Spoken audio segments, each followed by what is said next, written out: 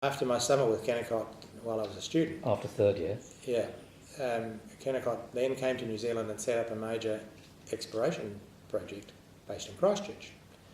And because I had worked for them as a summer student 2 or 3 years before, they came to me and said, how would you like to come back and work for us full time?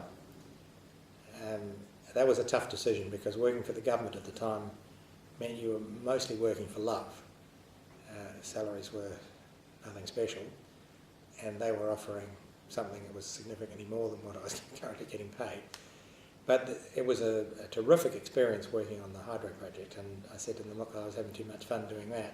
When they came back to me a year later and said, we really want you to come and work for us on our site, the South Island Exploration, I said, okay, I think I'd probably accept your kind offer now, and tripled my salary overnight.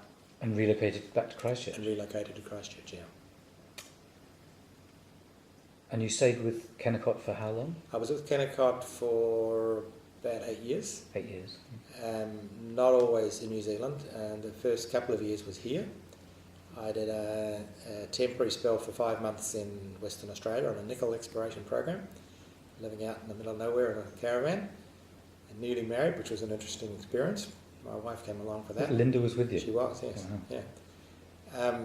And then we eventually got transferred to the central west of New South Wales, where Kennecott had a large regional copper lead zinc base metal exploration program going in the Cobar district.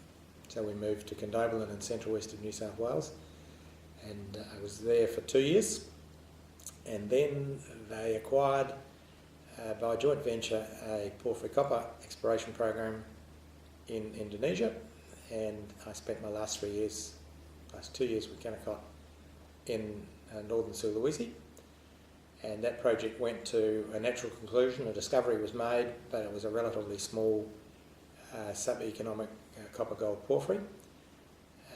Came back to Sydney, was in charge of Kennecott's Kimberley's exploration program for about 2 years.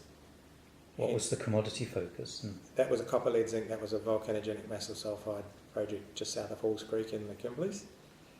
And I ran that program for a while, and then when Kennecott got themselves into a little bit of difficulty at the corporate end, when the antitrust legislation required them to divest themselves of a number of assets that were deemed at the time to be in breach of the newly introduced antitrust legislation.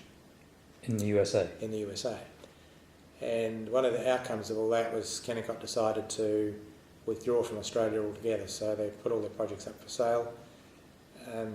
I was involved in the disposition of those properties and ended up selling the Kimberley base metal project to Newmont, which was how I ended up. And then they employed me to... Newmont looked around for somebody who knew something about the project. Well, it just so happened at the time that I was selling the Halls Creek project to Newmont, they were looking for an exploration manager in Western Australia.